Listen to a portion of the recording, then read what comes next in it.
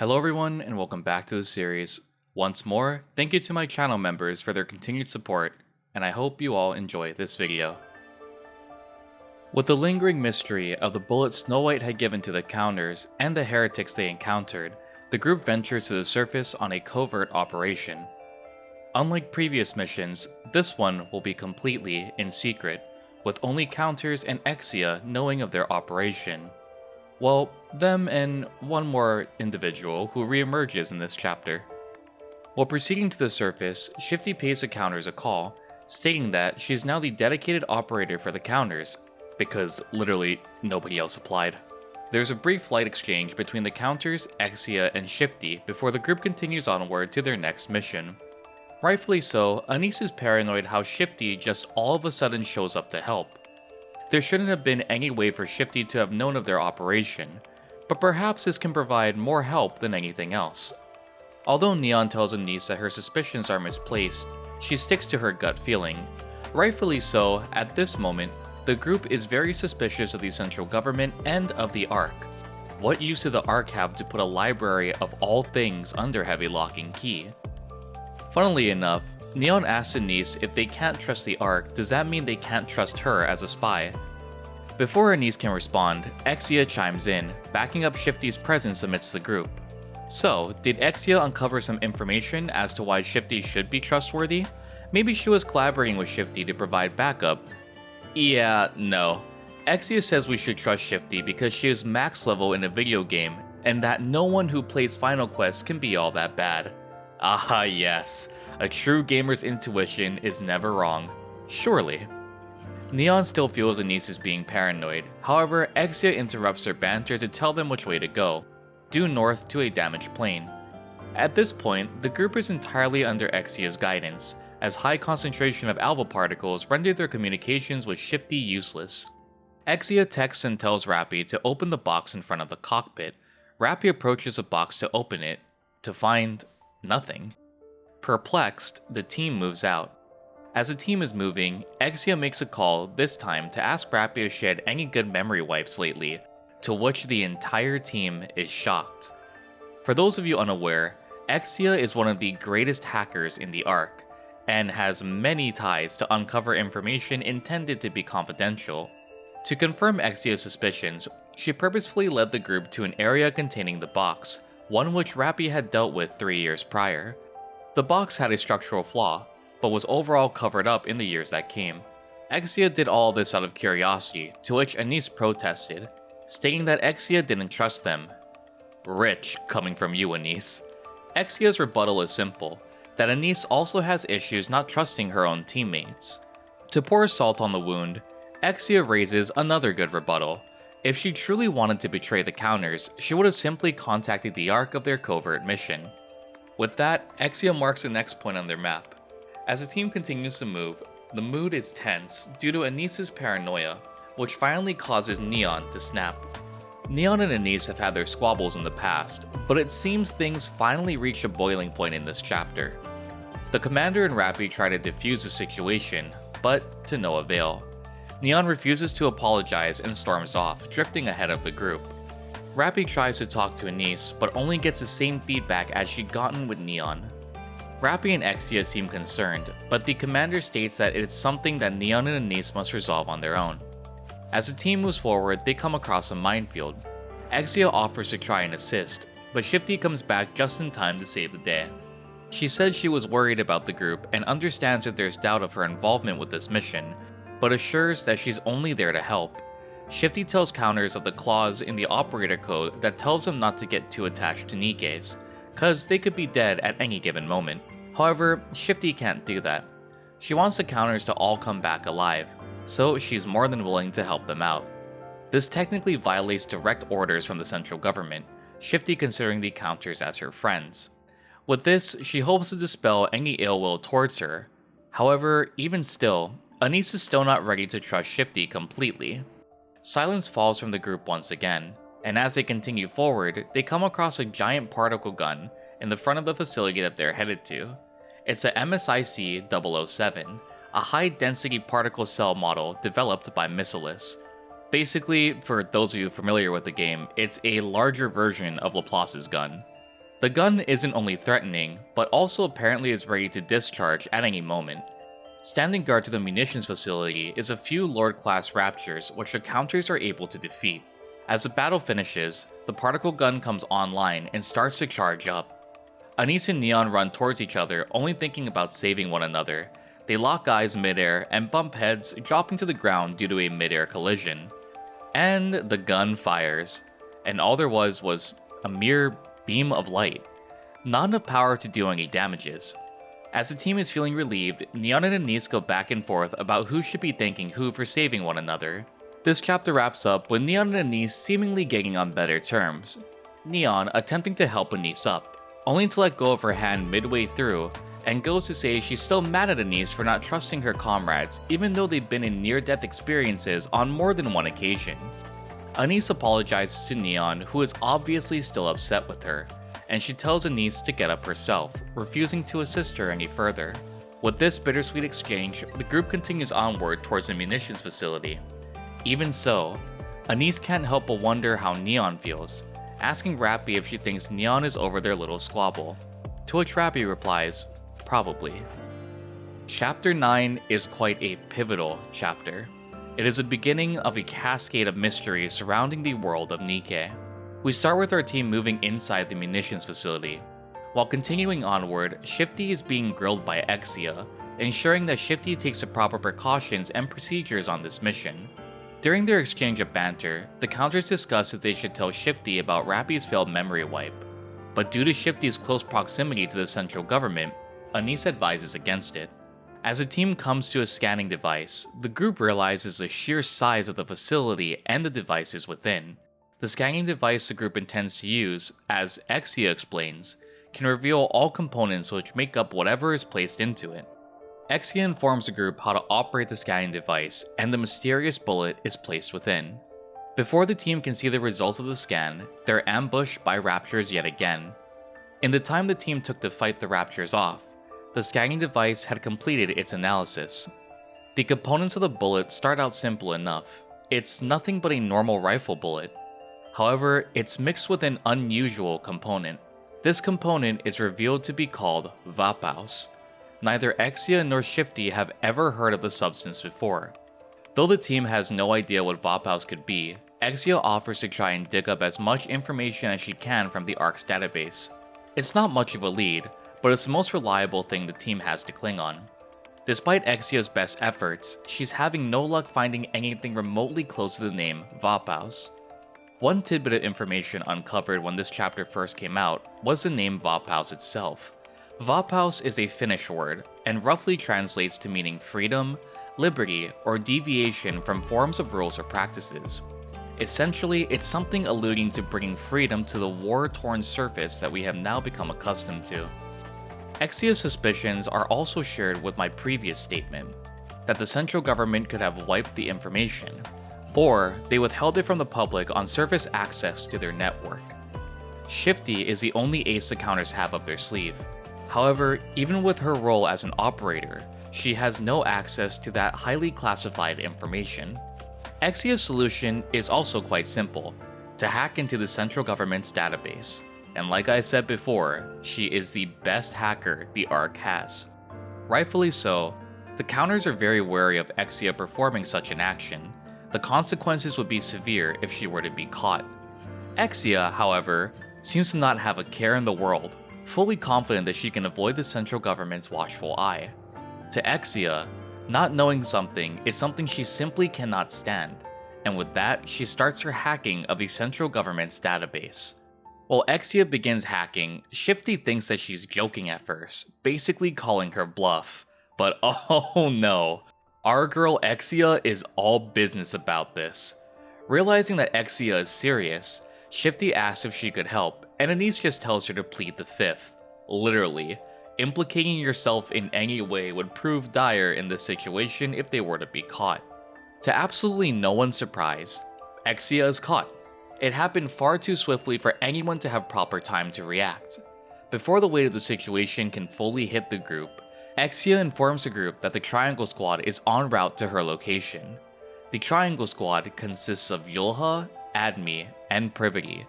They act for the central government and keep the Arc citizens safe from various threats, and in this case, Exia was that threat. The scary thing about this is Exia's communication with the counters. This could directly implicate the commander as well. Exia, being the intelligent person that she is, informs the counters that communications have not been recorded, therefore leaving no paper trail of the correspondence between the two. Despite this, the commander, rightfully so, is still worried. He asks Exia what will happen when she's caught. Nikkes can undergo a brain scan if necessary, allowing the central government to see into the Nikke's memories during the duration of certain periods. In this case, this could directly, once more, implicate the commander and counters. Exia, however, is already far too aware of this too, and proposes a solution.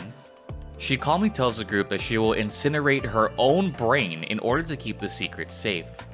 This is not only to bury the secret of the commander's covert operation and Exia's involvement, but also leave no paper trail of Rappy being unaffected by the memory wipe. Before Exia can explain anything any further, we hear the sounds of commotion, as Triangle successfully breaches Exia's room, guns drawn. Hello. Exia! Once the sound of gunfire subsides, the only thing the group sees is a red splattered screen. The group is distraught and panicked, but it's not over yet.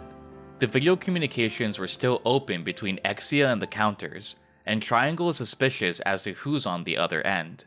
To the members of Triangle, they can't see a viable reason someone would try to hack into the central government, and to them, it could be seen as an act of terrorism.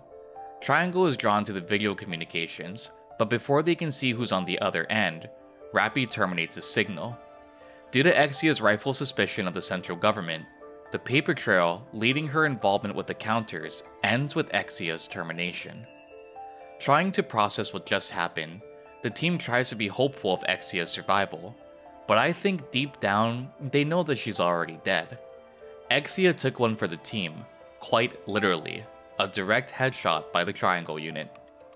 The group gathers their bearings and attempts to head back to the Arc, still under the nose of Anderson and the central government. Upon their journey back, the group happens upon a small minefield, one that Shifty fails to warn them about prior. Neon ends up being injured stepping on a mine, and Rappy is furious, asking Shifty why she failed to inform the group of this danger. As an operator, it is Shifty's job to scan the nearby surroundings and report back if anything is dangerous within the counter's vicinity. Shifty states that it was so small that her scan didn't pick it up. As counters continue en route to the Arc, they encounter raptures over and over again. This would be normal. However, in past scenarios, Shifty led the group on routes to avoid as much rapture contact as possible. Something isn't right. Surely Shifty isn't doing this purposefully, is she? Rappy grows suspicious and asks Shifty who she really is. Playing it off at first, Shifty answers that she's their operator, but Rappy persists. There's no way the real Shifty will make these many errors and guide the group into danger repeatedly over and over again. Rappy presses the question once more, and the jig is finally up. It turns out the Shifty the group had been with this whole time was actually Siwin. Siwin is impressed she was found out, like she thinks we're that stupid and it wasn't that obvious. Also, yes, that's where all the memes of Siwin dressed up as Shifty come from. Some more tasteless than others. Siwin says that since Rappy gave her broken ribs, she has been planning and hatching her revenge.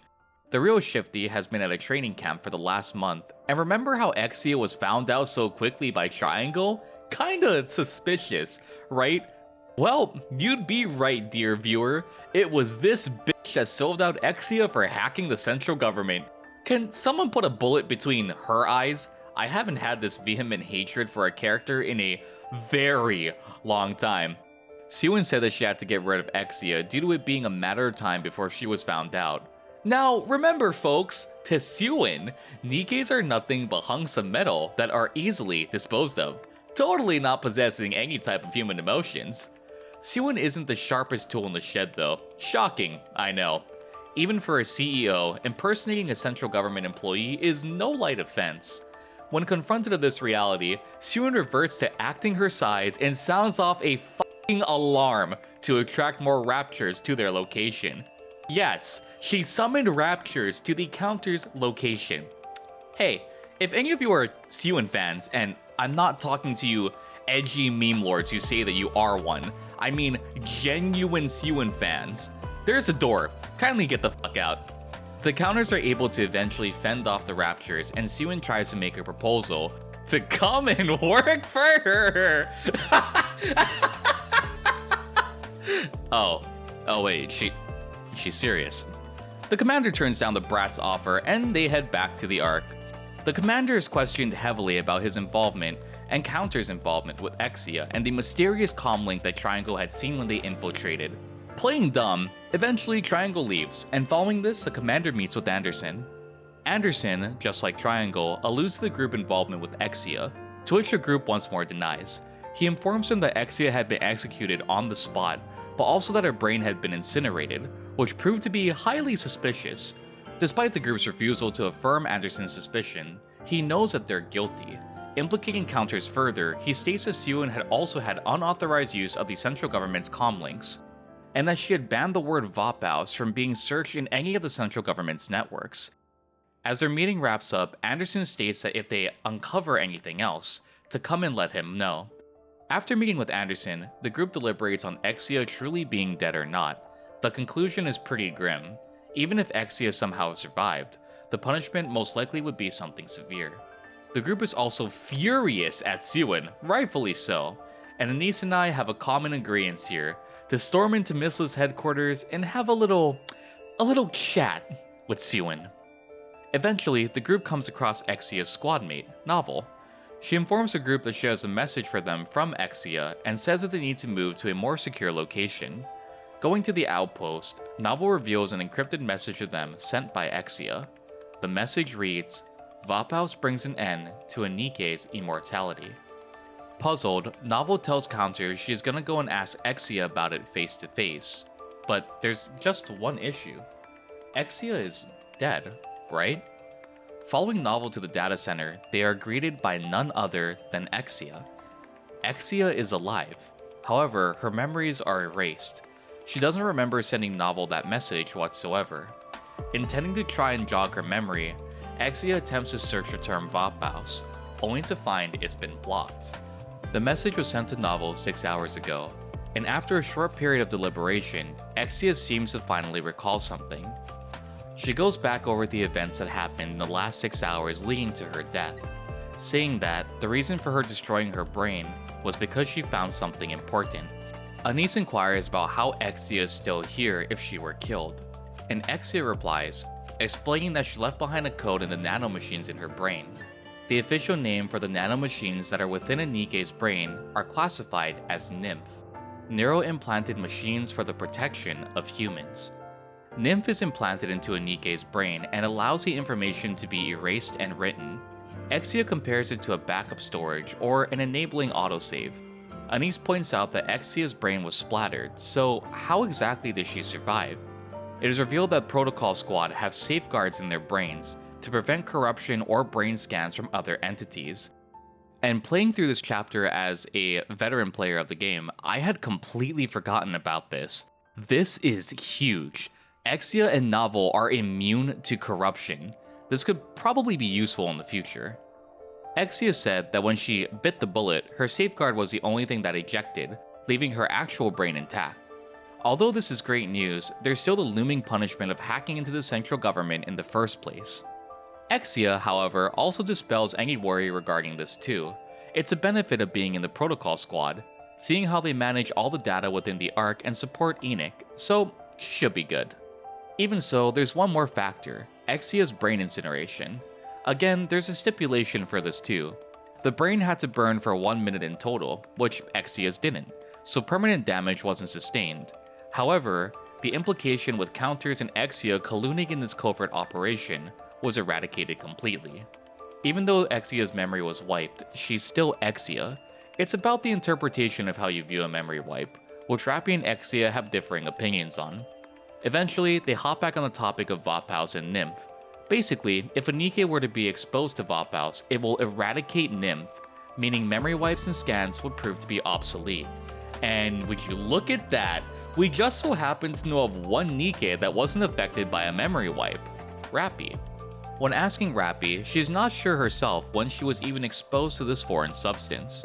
The group also theorizes the possibility of Vapaus working on heretics, to which they're unsure of. However, Novel does inform the group that there's 2 squads they could ask regarding the heretics themselves. These 2 squads being Absolute and Matisse, Elysian and Missless's strongest squads. This was their only time that they ever worked together, marking a historical conflict with the heretics to which humanity won. Knowing this information is one thing, however trying to get in touch was another entirely. Despite this seemingly insurmountable hurdle, Rappy suggests the group use their connections that they've established with Anderson and Ingrid for assistance. With nothing else to lose, the counters make their way to Ingrid and Anderson. Meeting with the pair, the commander requests that both be their backup. Wanting an equal exchange, the commanders ask what they'll get in return, to which he simply replies, information. Despite Ingrid's denial of anything being useful, the term Vapaus is enough to seal her suspicions. To further this alliance, the 2 are informed of Rappy's failed memory wipe, which instantly grips both Anderson and Ingrid's attention. Once more, they think it's all a bluff, to which Rappy reinstates that her memory remained intact. As a further reinforcement to her claim, Rappy offers her body and brain to be studied if they provide support. Seeing this deal, Ingrid accepts, agreeing to let the counters and the commander meet with the Absolute squad, in a very unique way. She initiates a joint operation, as well as gives the group access to where the battle with the heretic took place, an area that had been made off-limits to the public. With this, Ingrid urges the group to leave immediately, sending them to the site where the battle took place, a place labeled as Area H. This chapter starts off with an awkward air filling a silent room. Elysian's strongest squad and the counters are en route to their joint operation. Eunhwa, to no one's surprise, is not pleased with having to babysit a third-rate squad like counters, and eventually begins to engage in a verbal back and forth with Anise and Neon. Vesti, the seemingly shy and quiet member of Absolute, finds this entertaining, to which Eunhwa scolds her for. It is revealed that Rappy is far too familiar with these 3, and Emma decides to see if the rumors are true about their memory wipe.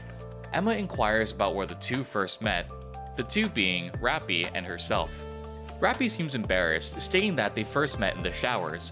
Emma then asks what was the first thing that she said to Rappy, to which she couldn't reply, stating that she couldn't say it in a public setting like this. Hello everyone, my name is Holographic, and for research purposes, I would love this scene visualized. Any talented artists amidst my viewer base? Huh? Anyone? Feel free to tag me on Twitter so I can research this scene for lore purposes. Anyway, this confirms to Emma that the memory wipe was true, eradicating any shadow of a doubt that she may have had previously. Vesti is happy that Rappy didn't forget them. As the team moves out, Shifty goes over their goal of their joint operation, to collect heretic fragments. Anise asks Eunhwa about the conflict with the heretics, intending to gather information useful to the counters later. While Eunhwa doesn't want to answer, Emma tells them that both squads were nearly obliterated completely. If it hadn't been for lightning hitting a certain spot when it did, they would have been done for. Eunhwa, of course, isn't too happy with Emma disclosing this information, being as prideful as she is. Of course, Anise uses this as fuel, stating that they also fought a heretic and ended up being victorious. Eunhwa scoffs it off, chalking the counters to having dumb luck. Since Modernia previously knew them, she probably went easy on them. That and, come on Anise, you guys also had the help of a literal pilgrim too? Don't exclude my girl Snow White. Eunhwa continues to berate the counters, mocking how bad it must feel to watch her comrade become a traitor to humanity. Yeah, this is pretty much Eunhwa's whole character, abrasive, direct, and not giving two shit about your feelings. Anise and Eunhwa exchange a back and forth of verbal lashings until Eunhwa eventually walks ahead of the group. Seeing this, Vesti asks Anise for pointers on the art of talking back, or in this case, being an absolute smartass. Basically, Vesti wants to stand up to Eunhwa, but doesn't know how to. But before Anise can teach her the art of smartassery, raptures close in on their location. Instead of an encounter, like previous times before, Vesti just calmly states that she'll go and fight them off alone, putting their conversation on hold like dealing with the raptures was no big deal. Despite Anis's worry about Vesti, Emma states that Vesti is strong, very strong, and backup won't be necessary. In no time at all, Vesti is back and Anis is stunned. With the threat of raptures behind them, Anis trains Vesti, and when Enhwa returns and barks orders towards her, Vesti shakily replies with one of the funniest lines in the story to date. What are you doing? Get a move on! Well, why don't you join the itty bitty titty committee?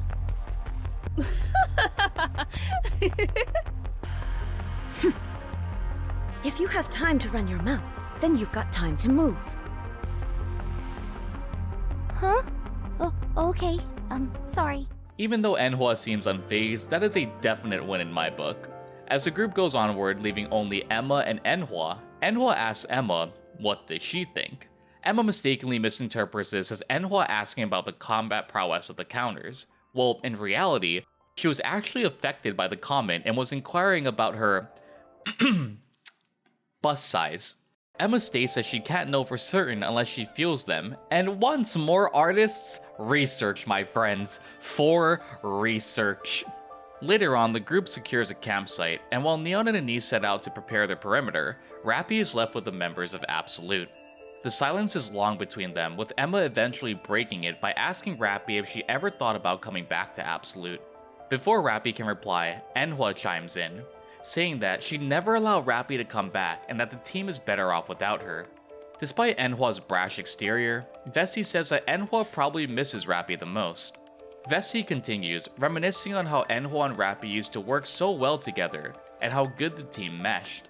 Enhwa asks Rappy why she left Absolute, and Rappy proceeds to explain. Why did you do it? Tell me, why did you just leave us? Don't you have anything to say? Say something. Do you remember the mission where the 5 Tyrant-class aircraft appeared near the Ark? Yes, I remember. That was a tough mission. If it hadn't been for you two, we'd have been in big trouble. I killed a human on that mission. Huh? It was a grenade. Accidents happen all the time during missions. No one holds you accountable, you know that. I know, but as I watched them bleed out with half their body missing, you know what I was thinking? I was irritated that I'd have to write a report. Oh. I was damaged. My head, my heart. I was made to protect the humans, and yet I was treating one of their deaths as an annoyance. I was disturbed by that. That's why I decided to quit. I didn't know who I was. I wasn't a human. Nor could I say I was a NIKKE. I didn't know who or what I was. So is that why you deserted us? Did you ever think about our feelings? You felt bad, so you just up and left. Not a single word, not an ounce of regret. I found out you left by reading it off a piece of paper. How do you think I felt then? Unhwa. What were we to you? Answer me. What were we to you? You were my friends. Don't bullshit me! No one treats their friends like that! Even though Enhwa displays hatred towards Rappy, she's probably the one hurting the most. To her, Rappy was a dear ally, a comrade, someone she could sacrifice her own life in order to protect. And even so, she was discarded, left behind. And to Enhwa, that is unforgivable. As Anis and Neon return, following the confrontation between Enhwa and Rappy, it appears that they're not alone. They brought back 3 NIKKEs who appear to have been unconscious, NIKKEs they found while establishing a perimeter. And this isn't just any group of mass-produced NIKKEs either. Instead, it's Missless's strongest squad, Matisse, the other group that had fought alongside Absolute. Now, the players are all in place, as they press onward to Area H. And that about wraps up chapters 8 through 10 in NIKKE's story. Honestly, these chapters really start to unravel a lot of NIKKE's mystery still present in the story today. Did you enjoy this video, and what was your favorite part? Be sure to let me know in the comment section down below. Apologies for this video being so late, the holidays are quite busy for me, but I will try to push out future episodes as soon as I can. Thank you all for joining me, and I will see you all in the next video. Jane.